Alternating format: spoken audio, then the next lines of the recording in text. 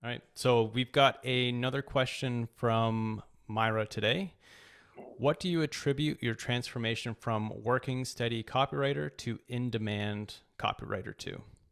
And I think we kind of discussed, we had a lot of the same things.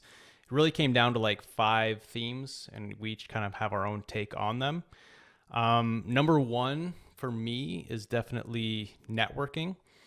And when I think about how I've networked, like it's not your typical showing up to an event, shake a bunch of hands, exchange business cards, and all that stuff. In fact, I haven't been to a conference in 3 years. And before that, it was like another 2 years. I've only gone to 2 conferences since I started the business in Hmm. 2015.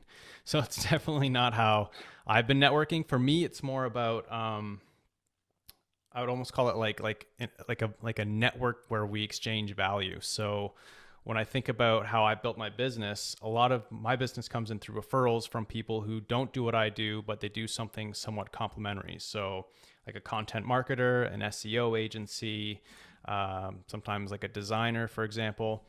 And what I've done is, like a big part of my process. If I'm on a sales or like a discovery call, one of the questions I'll always ask is, so like, what else are you guys working on? Are you trying to find anyone who does something else? And what's happened is, I've been doing this. I'm in this SaaS business now for 7 years. I know who the top content people are, who the top designers are, and so I make it a point to make sure that I'm connecting prospects with those types of people, good people.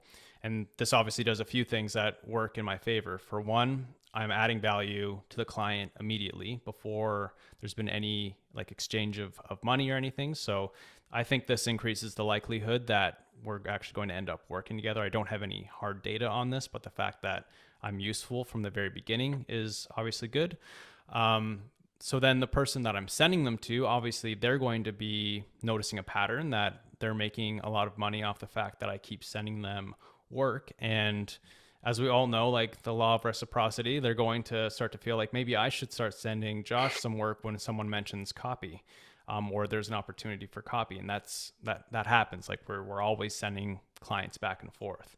Um, Another thing that happens is if I send a prospect to a good contact and they have a good experience over there and they're still in need of copy, I know that the person that I've sent them to is also going to say good things about my abilities. And so I'm sure they help me close work. It kind of acts as like we're almost like creating like a little like net of value around them, and we're all, and it's not like done in a malicious or manipulative way. We all believe in each other's work, and so they're going to say nice things about me, and that obviously helps me close the deals as well.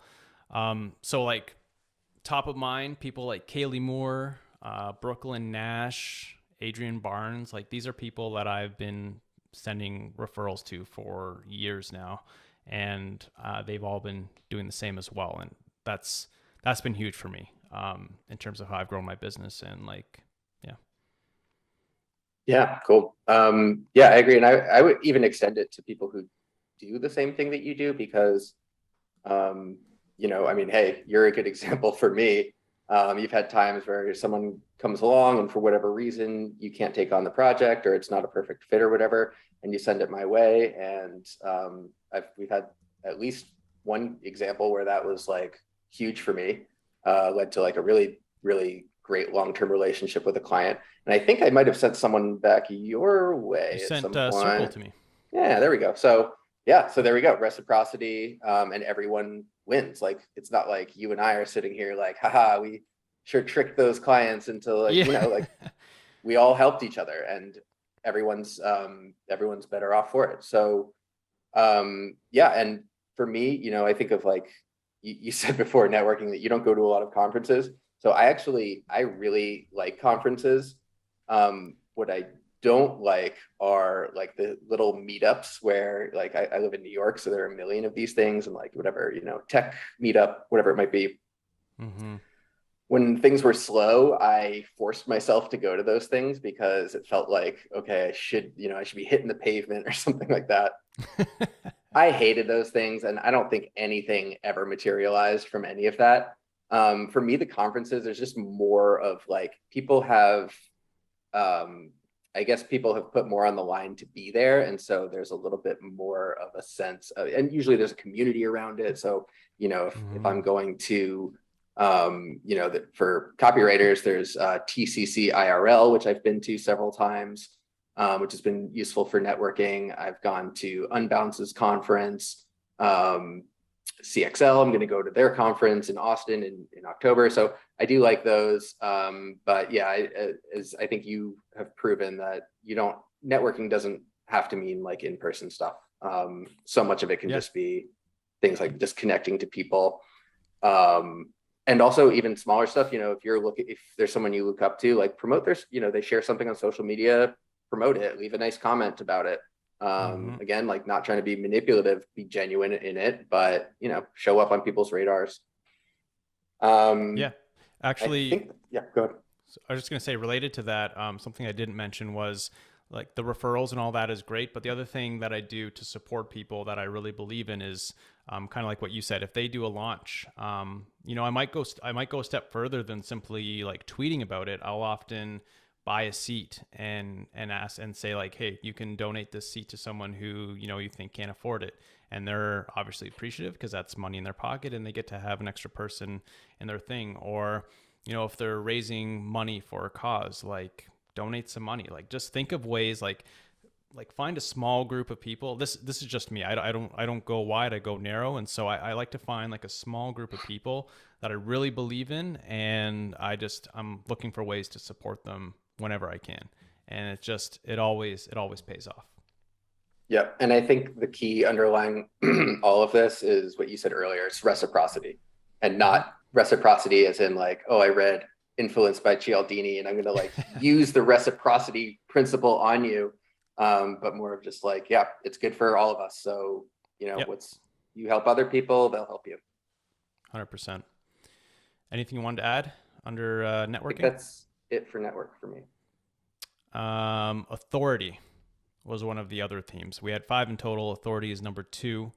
For me, this has meant, and we spoke about this before, landing some big name clients. Things changed for me immediately once I was able to say that I wrote copy for HubSpot, and I had like one of their head marketers give me a testimonial with like stats, things that we achieved like that. As soon as I could start pointing to that, it all changed for me. It got way easier to ask for better rates, way easier to close clients and not have them like grill me and ask for like a bunch of samples and things like that. They just kind of believed that I could do it.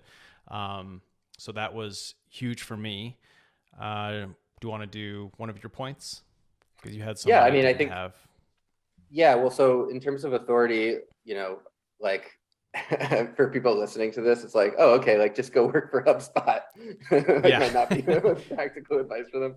So I just want to reassure people that like, because I don't have that either. Like I've worked with some companies that are known in certain spaces, but I don't think that any of the companies I've worked with are like at that level of recognizability as HubSpot. But that doesn't mean like there are plenty of other ways to build authority. And so things that I've done is like, I definitely did a good amount of work on publishing content with people who are known in the space. So early on for me, that was CXL, Copy Hackers, I've written a blog for them, Winter, which they had the messaging testing service. They did a bunch of webinars for a while. I presented on one of those, and things like that definitely compound over time, and you start to be a little bit more known. And at some point, like it's not the kind of thing like, oh, you publish this blog and all of a sudden 1 million people are knocking at your door. But you do, over time, you start to hear things like, oh yeah, we've seen your stuff for a little while.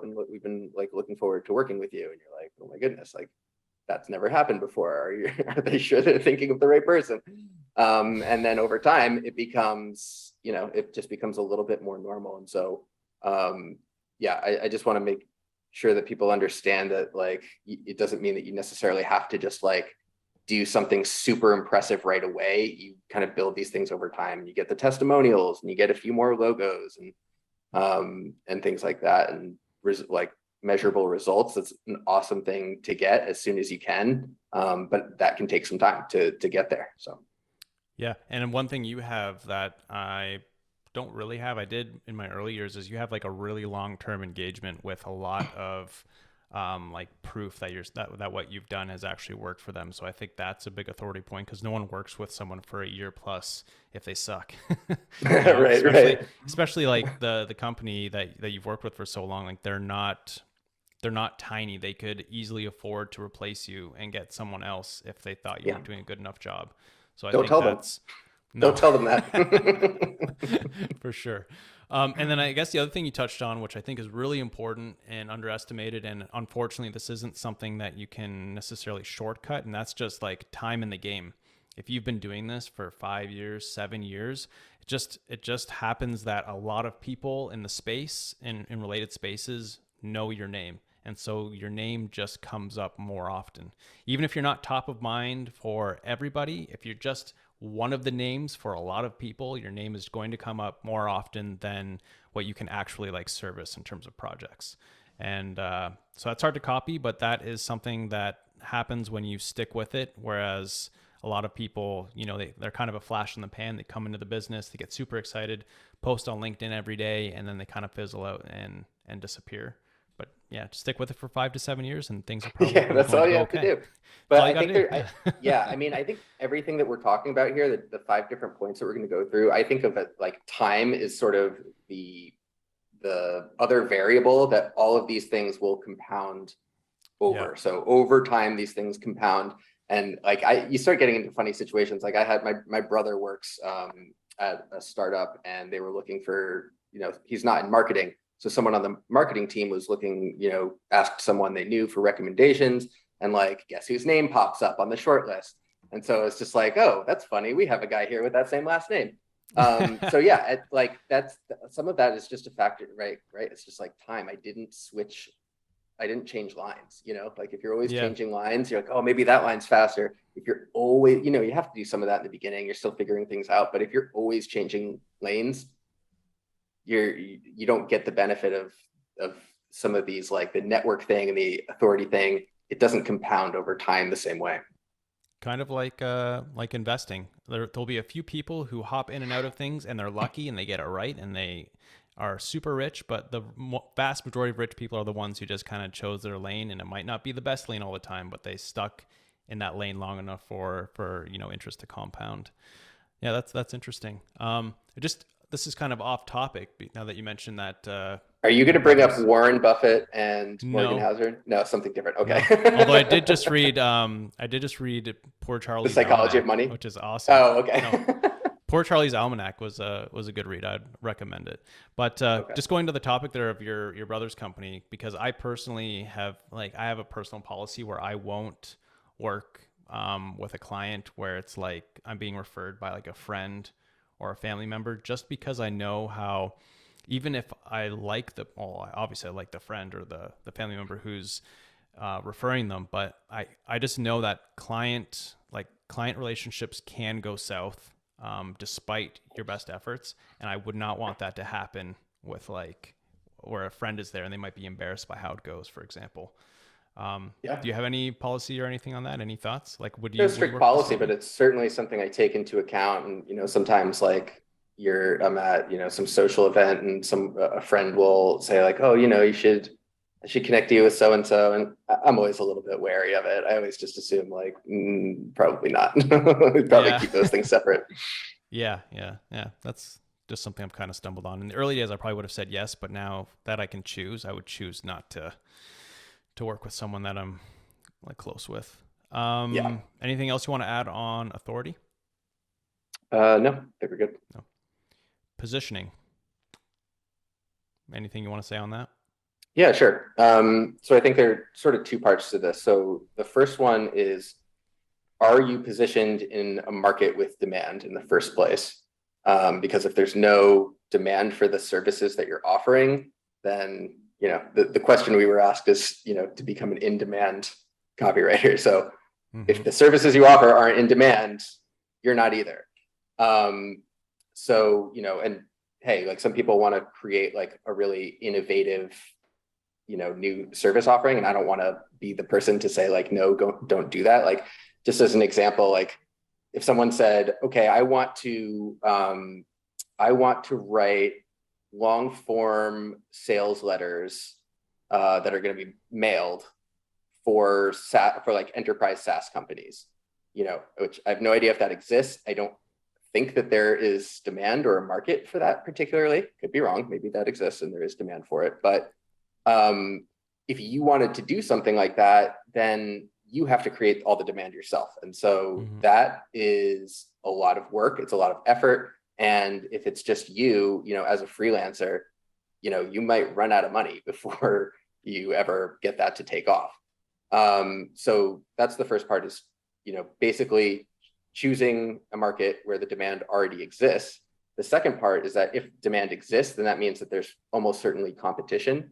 And so at that point, you have to make sure that you stand out from that competition. And obviously, there's some dynamics with supply and demand. So I think right now I think there are times where it feels like the demand massively outweighs the supply. And so maybe you don't have to be have all of your positioning together. Just the fact that you have experience doing X for companies like, whoever's talking to you, whatever prospect is talking to you, maybe that's enough. I imagine the space is going to grow more crowded over time. And so positioning becomes more important. And so it's not just about what services do you offer, but also, what's your point of view and what makes you different from the 5, 10, 20 other people who offer this as well. What are your thoughts? Yeah, you covered a lot of it. So I guess to maybe add, I would just go through my own kind of origin story, how I got started.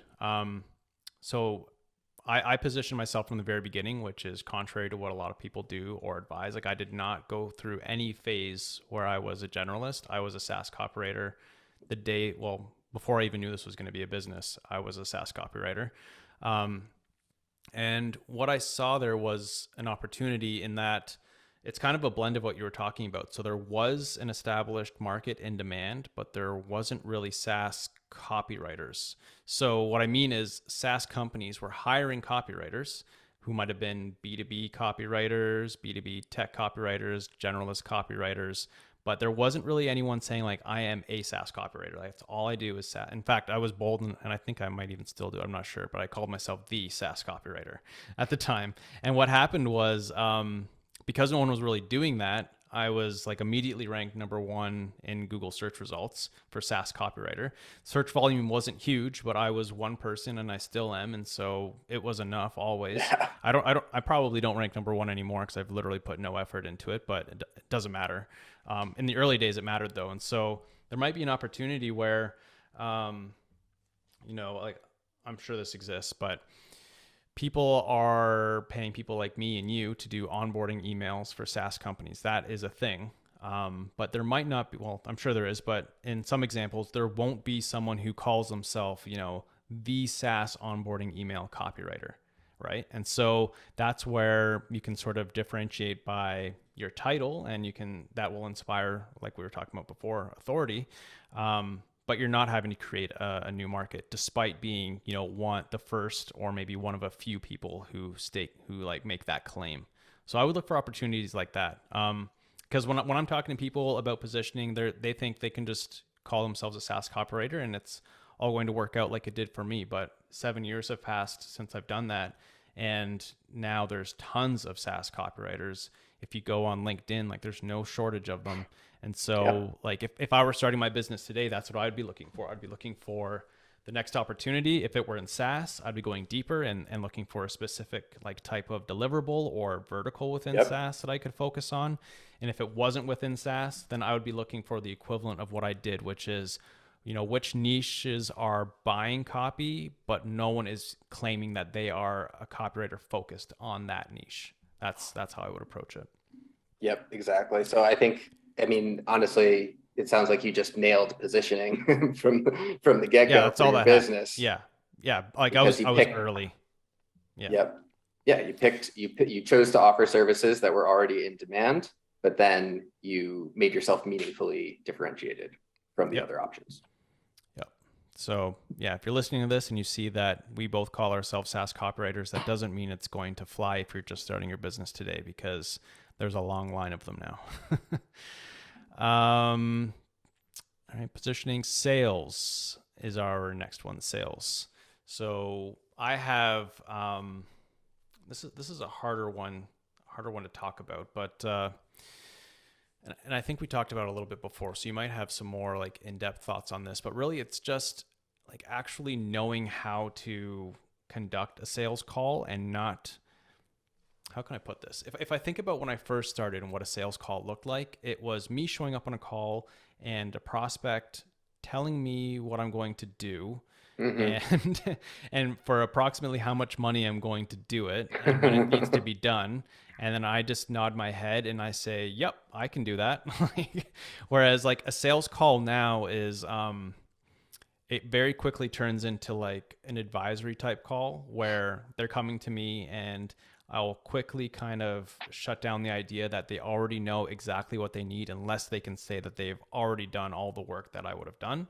And it turns into a call like, let's just discuss like your challenges, your goals, what kind of like KPIs are you trying to hit? Like what do we need to accomplish here for this to be successful? And then we start thinking about like what that might look like. So it's going from order taker to advisory like role as quickly as possible. Yes. And the other piece that comes into sales that I don't think is spoken about enough is how important it is to have money in the bank. It is really hard to be good at sales if you need a client to say yes. So as soon as my ability to sell increased dramatically once I was able to look at my bank account and be like, I mean, I would like for them to say yes, but if they say no, I don't care that much. I'm going to be fine. Yeah. And that's just wasn't the case in the early days. In the early days, it was like, well, if I don't close these sales, my wife is going to say you should probably go and get a job because this isn't working out for you, right? So, the confidence that Yeah. comes with money in the bank, if you can do it, like some people, they're thrusted into this role where they have to just make it work. But if you have a Mhm. choice, like save up some money ahead of time. Once you start making money in freelance, like sock away as much of that as possible. And then when you get to that point where you don't need a yes anymore, you can look at all the tactics in sales, but just not needing them to say yes is probably like the most massive advantage you can give yourself. Yeah, like they can tell that you don't need it, and that sends a very powerful signal. Like, what's so great about this guy that he's not desperate for this job the way that everyone else we spoke to was. And people Yeah. want what they can't have. And Have you ever so had it? Sorry, go ahead. had what? No, have you ever had it where it's like like you say no to what they're initially looking for and they're just like working like selling you on working with them, like that doesn't happen if you need them to say yes because you'll just say yes to whatever they said first. But if you're like, no, that's not really what I do, or in a situation like this I wouldn't do that, or I don't have time for this right now, it's going to be 2 months, and they're just like, okay, but like what if what if, and then it's that thing, it's like they're like, this guy doesn't need it, and so we probably need him because lots of other people Yeah, seem to need him. yeah. I had an example kind of like that several months ago where I was doing a really small project for someone and they pushed back a little bit on the quote that I gave them. And I didn't do this as a tactic. It sort of is a sales tactic that I'm aware of and that I can use, but I didn't do this as a tactic. But basically the way I felt was like I was worried that if that amount of money was too much for them, I was uncomfortable with like, are they going to feel like they got enough value from what they spent? And so my genuine feeling on the inside was like, maybe they shouldn't work with me. Like maybe they should be working with someone who's a little bit cheaper. And so, I said something to that effect in a, professional way of just like, hey, like if this doesn't really make sense for you right now, you really might be better served by another copywriter who can do more work within that budget or can do the same work for less. It did not take long for them to come back and just be like, no, we'll pay, we'll pay. It's fine. And again, like I think you and I are both, we're not the kind of people who, we like marketing, we like sales, but we don't want to feel manipulative. We want to sleep at night. We don't want to Yep. feel like we're tricking people or manipulating people or acting against their best interest. And so not needing things is just a powerful way to just by default have that kind of power and being more persuasive. And again, like this is another thing where it's like, it's not a quick solve. Like you can't just, if you need money right now, like you can't just have money, Mm-hmm. obviously. So, I guess I think of this as something for people to kind of look forward to. Like this is one of those things that once you kind of get to that other side, it becomes a lot more fun because you don't have that feeling anymore that you were talking about where they're like, you're gonna write these emails for us and we will pay you this amount of money and we need it done by next week. I hate that feeling. It feels like it crushes my sense of autonomy and I can't deal with that. On the topic, were we still talking about sales? Yeah. Yep. Yep. I mean, so to come back to why I think we included sales on this, because again, like the question is about becoming in demand. So it's not really about money. Sales is what allows you to get good projects, and good projects lead to happy clients. Happy clients lead to good testimonials and case studies and things like that. And good testimonials and case studies lead to more awesome projects. So in this context, I'm thinking of sales as a tool for you to keep moving to that next level so that you're not stuck as that order taker, because you could stay there forever. And, you know, I don't know what that life is like. I'm sure you can make a living that way, but I know I wouldn't be happy with that. And if you're listening to this, you probably aren't happy with that. So sales is kind of the way to get access to those better projects where you get to do more interesting work that you can share and then get more interesting work. Yeah, and you don't learn very much when you work on those low quality projects. Like when I think about year one, I definitely had some low quality projects with low quality clients, and the main thing you learn is like, I hope I don't have to keep doing this forever. That's like, because like, yeah, Yep. you're working with people like, once you start landing those really good projects with good clients, like you're dealing with like CMOs that are on top of their game. And yeah, it might be a copywriting project, but you just learn so much about like the business and marketing and sales in general. When you're working with people you really respect, who do their own thing really really well. So Yes. uh, and that's why, going back to positioning, I think you need to do that sooner rather than later. A lot of people will say just play around as a generalist, and I just think that's an expensive way to learn. The sooner you can narrow your niche and switch later if you need to, but the sooner you can narrow, the sooner you're going to get those higher quality clients and actually start to learn how to do this thing real well. Oh, you're back to positioning again. Yeah, I know. Um, so Hard to talk about positioning and sales without talking about the other. I know. Anything else on sales? No, I think that's it. No. So I guess the last one then is like ongoing learning, just being a constant student. And we had an interesting chat before we started recording, and we found out we both have a very similar story in that, you know, we were pretty disengaged in like high school and stuff like that compared to a lot of people. But we were both like early readers. Like I latched onto business books really early on, psychology as well. Um, and I think that is something that sets you apart. I would say most copywriters in the game are people who learn that you can make a lot of money doing this, and they've read a couple of old school books. They've looked at copy other people have written, and they think, I'm going to do this too. And there's just that person who has been reading about like psychology, copywriting, business, positioning, uh, persuasion, like innovation and disruption, like Christensen stuff. Um, Mhm. if you've been doing this for years, like you just have like a foundation that you're able to draw from, and it helps you understand. It helps you go beyond just like mimicking what other people are doing to like understanding why they're doing what they're doing, which is huge because when you understand what people like, why copywriters are making the choices that they're making and whether or not they're making good choices, then when you get a project, you're not just trying to apply like this template or this hack to your project. You have like a library of insight to draw from, and you can kind of solve the problem in your own way. And you'll rarely be completely stumped. You might not know the answer right away, but you'll have like a strong enough starting point just based on the library of information you've stored in your head that you can at least like get going and then find like a solution later. So this is something that I think is a huge opportunity because I just don't think many copywriters are like very well read in copywriting and then in some of the spaces around it. Yep. I don't have too much to add. I say that now, but then we'll see. Maybe I'll Yeah. be 10 rambling minutes from still like now, we'll 5 minutes stop. from Yeah. now. And I go, but I don't have anything to add. Yeah. So I think that commitment to being like a lifelong learner, it's huge. And I think it's also something that's kind of easy to overlook too, because you just sort of, when you see people who seem like really switched on and like they really understand what they're doing and they're an expert, you just kind of assume that they just somehow, like, that's just how they are. And I think a lot of times those people just turn out to be like really big readers, or, just Mm-hmm. people who are committed to always learning. You know, I think also, like, I think of myself as like, I like to collect mentors. And those can be people that you get to have like a one-on-one relationship in some cases. Yep. I honestly think of you as a mentor. Maybe in a few years, I can be like, no, I'm on par with Josh.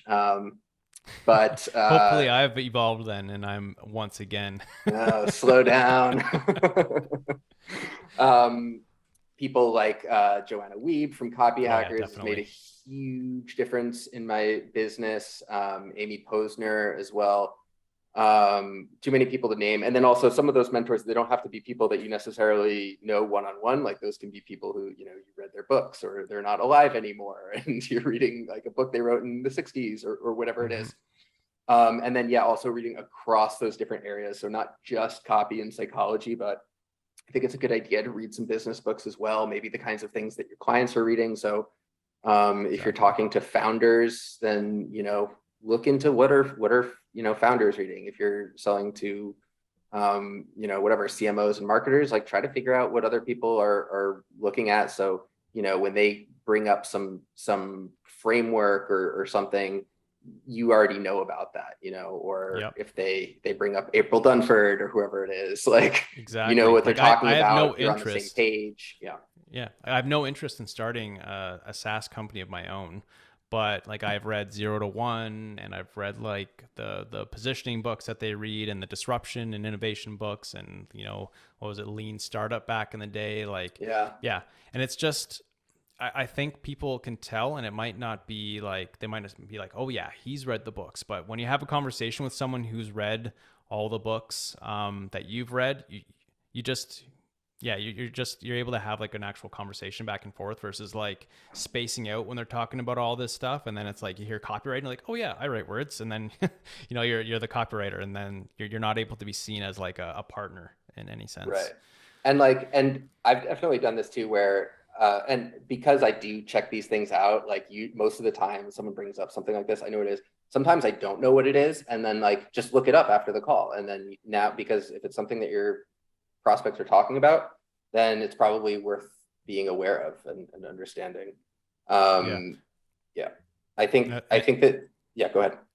I was just gonna say, I think that's where like being well read really pays off, because if I think about, like, if I'm working with a freelancer and they don't know something, and I just need to get them up to speed on this little thing, and they can kind of hang that new knowledge off of like a tree of other stuff that they've got because they're Yeah. really well read. That's different than if I'm working with a freelancer who knows some basics about copywriting, but then I have to explain like everything about like how disruption works, how positioning works, how messaging works, like how psychology works, and they have no idea of any of these things. Like, then I can't just teach them that little thing and they're going to get it, like, because they have nothing to hang it off. It's just going to be this little piece of information that's floating around and not attached to anything. So Yeah. yeah, it's just so huge. If you can be well read, it's better if you started earlier, but if not, like, just start reading now.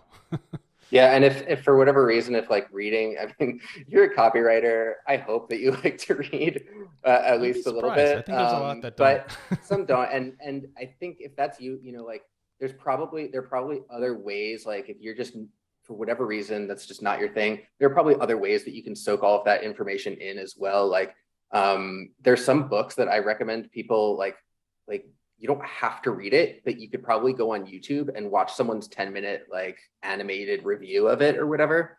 And at least, and that's better than not doing anything. Like, it's better to, like, just thinking of like good books that if you're in tech marketing that you should know, like Crossing the Chasm. Yep. Like, do you have to read every page of Crossing the Chasm? You can, but you'd also probably be really well served by like watching some. I'm sure if you go on YouTube, there are like a bunch of Oh people yeah. who have done reviews of it and with animations and all stuff like that.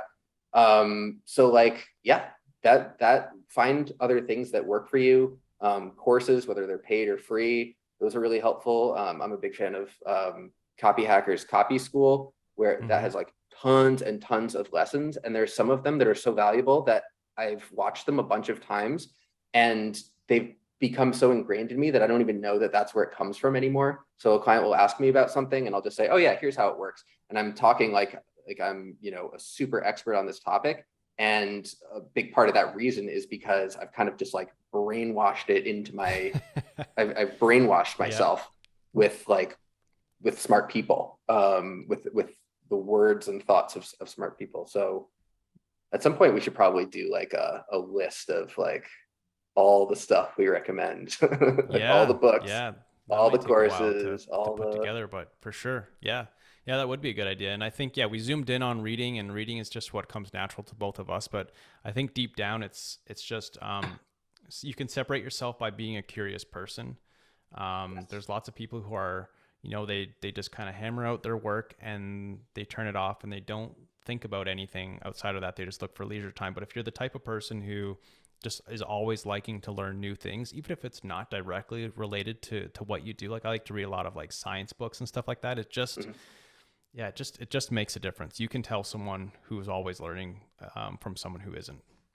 I suspect that on a lot of sales calls, what it kind of comes down to for the prospect looking at one of us, like let's say that it's a prospect who's speaking to you, I have a feeling that, let's say that person leaves and they have to go explain to someone else why they think that they should go with you. I feel like they might not be able to articulate it other than to say like, this guy just gets it. You know what I mean? Yeah. Like, and I Yep. think that we talked about that earlier, privately, about like sometimes you just you meet someone who's an up and coming freelancer, copywriter, and you just get this sense of like, okay, this person gets it, and they might not know everything yet, they might not be an expert yet, but I think with that thing of like they get it, is it's that sort of that they have this curiosity and they've been trying to satisfy it. And so you get this Yeah. feeling that like, okay, this person is, even if they don't understand everything that they need to know today, I trust that they will be able to understand what they need to know in order to do a good job. So Mm-hmm. I think that learning helps you stand out as someone who just gets it. Yeah, that's actually a really good way of putting it. I've actually had clients say that, like that's why they chose Yeah. me, is because they're like, I don't know, you just kind of like you. I felt like you understood what we were trying to do, and it's that sales call. Like it's a conversation. It's you're able to kind of like broach a bunch of different topics with them just because you're familiar with it. You're not just waiting for them to say copywriting so that you can tune in and say something smart. You can say something smart about a lot of things. Right, right. Awesome.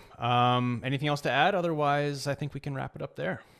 I will add one last tiny Yeah. thing. So this isn't like one of the five things, but something that I've found helpful is to be part of one or more communities. So people who are like-minded and on a similar journey. I don't think that that's like necessarily something that's like that's going to make or break whether or not you're in a whether or not you're like highly in demand or something like that. But for me, I just know that, this journey, like we're talking about it right now, as if it's like, oh yeah, everything's like fun, and you get to tell people who want to work with you that they can, go get lost because you have enough money and you don't need to work with them or whatever. Like there are peaks and valleys to this journey, Oh yeah. for sure. And when you hit those valleys, you know, having a community is huge. Like they will be the people who kind of like keep you going. And then also, when you have those peaks, then you also have people to celebrate those with you too, which is also really nice. But for me, it's more important to have the company when I'm miserable than it is to have Yeah. this Yeah. other people celebrating when I'm happy. So That's a good point. And I don't necessarily think Twitter and LinkedIn count as that community. no, I don't mean that. I mean a group of Yeah. Go. like-minded people. So for me, I feel like I'm playing like copy hackers bingo today, but like I'm in the 10x freelance copywriter group, which is a paid group. So I don't want to just suggest that as something that people like necessarily have to do, but I love that group. I've been in it for several years. There's also the copywriter club on Facebook, which I'm pretty sure is still free. So, you can find people at a place like that. And, I'm sure there are others out there that I don't even know about. But I found that helpful throughout the whole process.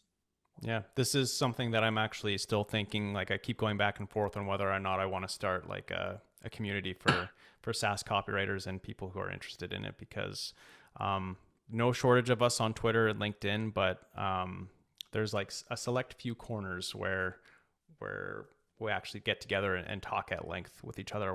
We're not like confined by Twitter's character count or trying to portray this image to the mass public, where you can actually get real and sometimes be Right. vulnerable and say that everything isn't Absolutely. perfect.